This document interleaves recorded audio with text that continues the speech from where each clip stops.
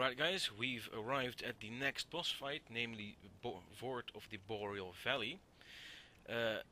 Difficulty wise, I'd say for the new players around 2, maybe even 3 stars out of 5. For the experienced players, well, he can screw you over, so I'd say about 2. Weaknesses: he is weak to fire and to dark. He's resistant to slash and thrust damage, so blunt weapons still work. And he is immune to bleed, frost, poison and toxic, so he's immune to all status effects. He has a little over 1300 health. He drops 3000 souls. Best weapons, so blunt weapons, maces, but there is a very specific weapon that you can find, namely the deep battle axe in a tower where a giant dragon lands on it. And that is a weapon that is infused with dark, so it's very strong against Vordt. Buffs, I'd say Dark Blade and Lightning Blade. And any resin you can find. I think there's no resins you can find until this point. Spells, I have 2 spells equipped. I have the Great Chaos Fire Orb equipped, which you cannot get up to this point. And the Black Flame. There's no dark spells you can get in this point in the game if you are in your NG cycle, so your first cycle. However, if you start a Pyromancer, you do have fire spells. And of course, sorcery deals normal damage. Okay, let's start the fight. Okay, we're about to start the fight. Now, about this, if you are a summon or have a summon, they're waiting right out. Wow, twitchy leg. They're waiting right outside that large gate, and Vordt will spawn right next to them. So if you're lucky and they manage to attack Vordt, he will turn around and attack them. Otherwise he will stay focused on you, may even rush you when you're on this side of the room.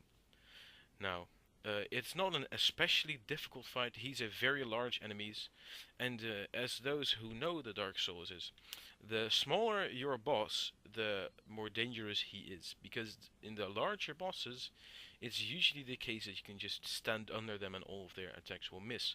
In this case it's the same. All of Vordt's attacks are in front of him, not so much under him or behind him.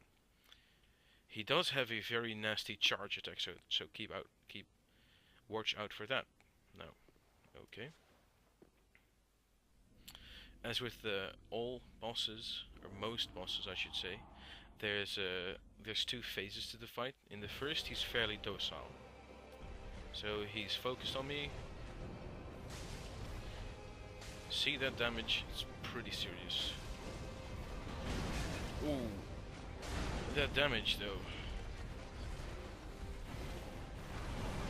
I'm going to switch to my Black Flame spell, which is a dark spell, so see, I can just stand under him and heal myself. Look at that weakness, man. This is the second phase. When he starts like this, I'll show you guys, he's going to start rushing. Just dodge. If you dodge earlier than your feeling tells you that you should do, then you'll be fine. See? If you manage to damage his head, he will stagger.